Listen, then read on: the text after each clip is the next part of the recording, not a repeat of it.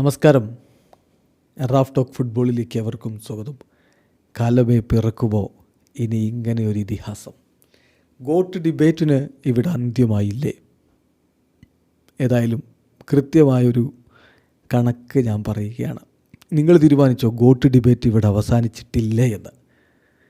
അതായത് ഒരു പ്ലെയർക്ക് എല്ലാ വർഷവും 2 കിരീടങ്ങൾ നേടാൻ കഴിഞ്ഞാൽ, അറ്റ്ലീസ്റ്റ് 2 കിരീടങ്ങളെങ്കിലും നേടാൻ കഴിഞ്ഞാൽ, തുടർച്ചയായ 20 വർഷം അയാൾ കിരീടങ്ങൾ ചൂടിയെന്ന് വെക്കുക. 2 പതിറ്റാണ്ട് ഓരോ വർഷവും 2 കിരീടം വീതം.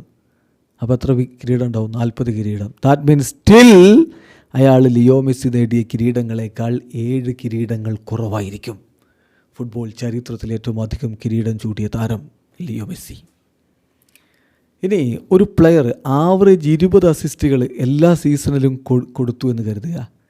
എന്നിട്ട് 2 പതിറ്റാണ്ടുകൾ തുടർച്ചയായിട്ട് അദ്ദേഹം 20 അസിസ്റ്റുകൾ കൊടുത്തുകൊണ്ടേയിരിക്കുന്നു. അങ്ങനെ 20 കൊല്ലം പൂർത്തിയാകുമ്പോൾ അയാൾക്ക് എത്ര അസിസ്റ്റ് ഉണ്ടാകും? 400 അസിസ്റ്റുകൾ ഉണ്ടാകും. അപ്പോഴും അയാൾ 5 അസിസ്റ്റുകൾ ലിയോ മെസ്സിയേക്കാൾ കുറവായിരിക്കും. അത്രയും കൺസിസ്റ്റൻ്റ് ആയിട്ടേ 2 പതിറ്റാണ്ട് കളിച്ചാലും ഒരാൾക്ക് മെസ്സിയുടെ അസിസ്റ്റിൻ്റെ റെക്കോർഡ് മറികടക്കാൻ പറ്റില്ലെന്നർത്ഥം. വേണ്ട, ഇനിയൊരു പ്ലെയർ ഒരു വർഷം 44 ഗോളുകൾ വീതം അടിക്കുന്നു എന്ന് വെക്കുക. 44 ഗോൾ മോശമല്ല. ഒരു വർഷം 44 ഗോൾ അടിക്കുക എളുപ്പമല്ല. അങ്ങനെ അടിച്ചിട്ട് 20 കൊല്ലം തുടർച്ചയായിട്ട് അദ്ദേഹം ഓരോ വർഷവും 44 ഗോളുകൾ അടിച്ചു എന്ന് വെക്കുക.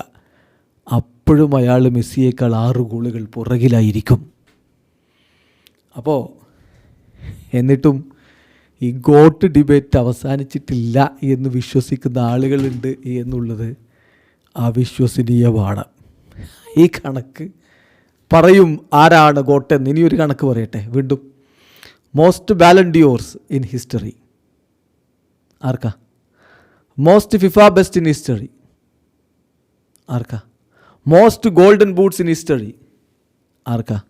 മോസ്റ്റ് ട്രോഫീസ് ഇൻ ഹിസ്റ്ററി ആരുടെ പേരില്ല? മോസ്റ്റ് അസിസ്റ്റ് ഇൻ ഹിസ്റ്ററി ആരുടെ പേരില്ല? മോസ്റ്റ് ഗോൾ കോൺട്രിബ്യൂഷൻ ആരുടെ പേരില്ല? സോ ഇനിയും ഗോട്ട് ഡിബേറ്റ് ബാക്കിയുണ്ടോ? വീഡിയോ അവസാനിക്കുന്ന ഫുട്ബോൾ ലോകത്ത് കൂടുതൽ വിശേഷങ്ങളുമായി റാഫ് ടോക്സ് എത്താം.